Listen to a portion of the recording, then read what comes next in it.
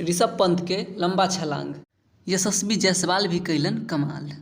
आज हम चर्चा करे जा रहल बानी आईसीसी टेस्ट रैंकिंग के बारे में। तो सबसे पहले नमस्कार प्रणाम तमाम भोजपुरिया क्रिकेट के दर्शक लोगन। हमारे साथ हमारे मित्र जुड़ गए बारन पांडे जी सुननी है कि आईसीसी नयका टेस्ट रैंकिंग जारी कैले बा। ई बार तो बड़का उलटफेर भइल बा।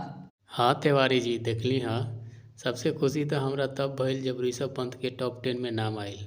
ई लड़का तो देश के नाम करी। सच बात बा पांडे जी, ऑस्ट्रेलिया के खिलाफ जे पारी खेललस ओहे के बदौलत लंबा छलांग लगा के अब ऊ 9वां नंबर पर पहुंच गईल बा। तिवारी जी टेम्बा बमुआ के मत भूला, इहो 6वां नंबर पर पहुंच गईल बा। ई तो उनकर जिंदगी के सबसे बढ़िया रैंकिंग बा। बबूमा के बात करतानी, कप्तानी भी जबरदस्त कैले बा। पाकिस्तान के हरा के टीम के वर्ल्ड टेस्ट चैंपियनशिप के फाइनल में ले गए। सही मायने में बड़का कमाल कैले बा।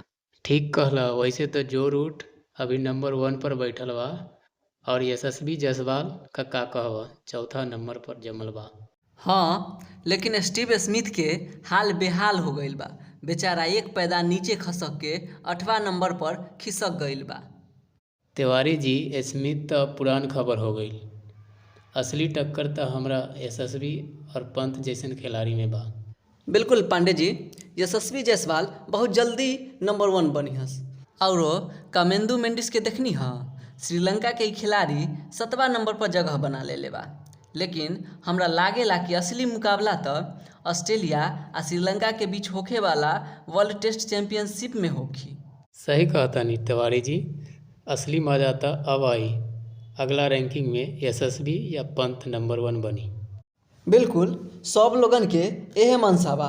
और पांडे जी उ दिन दूर न बा। रउआ सब अपन राय कमेंट में बताई आ चैनल के सब्सक्राइब करके अपन सपोर्ट दिखाई। आ क्रिकेट के हर चर्चा अपडेट खातिर यही जगह पर मिलते रही। धन्यवाद।